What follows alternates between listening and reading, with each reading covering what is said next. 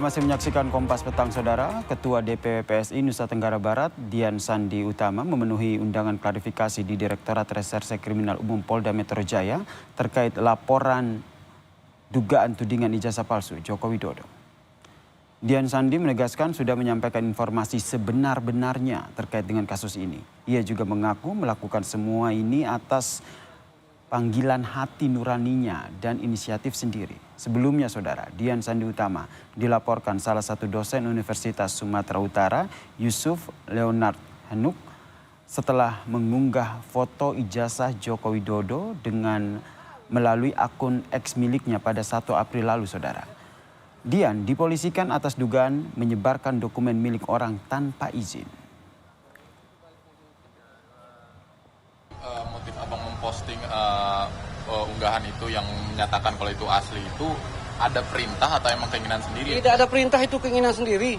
Saya marah karena Jokowi digitukan, dijadikan bulan-bulanan sejak kita nggak tahu lah tahun berapa itu. Itu aja sebenarnya. Ketika beliau sudah selesai, tiba-tiba hari ini beliau sudah selesai jadi presiden, tapi masih saja diserang, itu saya tidak terima. Itu yang membuat saya ikut tampil lah untuk menyuarakan ini sebagai dan mencari-cari bukti bahwa beliau ini benar telah menyelesaikan kuliah. Menteri Koordinator Bidang Pembangunan Manusia dan Kebudayaan Pratikno berbicara mengenai polemik keaslian ijazah Presiden ke-7 RI Joko Widodo. Menurutnya, publik seharusnya mempercayakan sepenuhnya hal tersebut kepada institusi pendidikan tinggi yang mengeluarkan ijazah tersebut.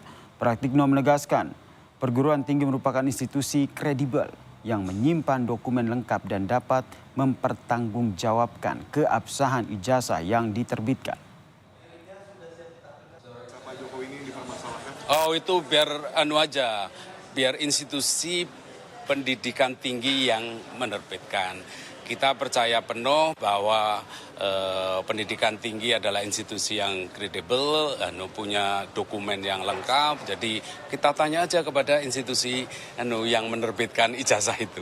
Jadi jawabannya seperti apa? Kita percaya. Thank you.